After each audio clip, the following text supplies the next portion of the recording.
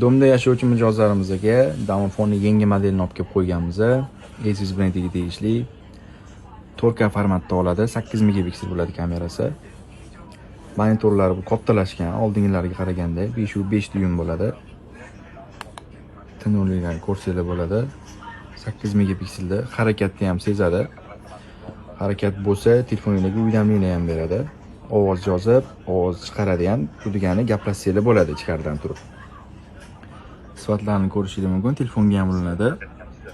Fleshga qo'ysanglar, fleshkaga ham zapis bo'ladi. Domofonimizning kimdir knopkasini bosadigan bo'lsa, telefoningizga mana shunaqa vizov keladi. Shuni ko'tarib, bemalol gaplashib olsanglar bo'ladi telefondan turib.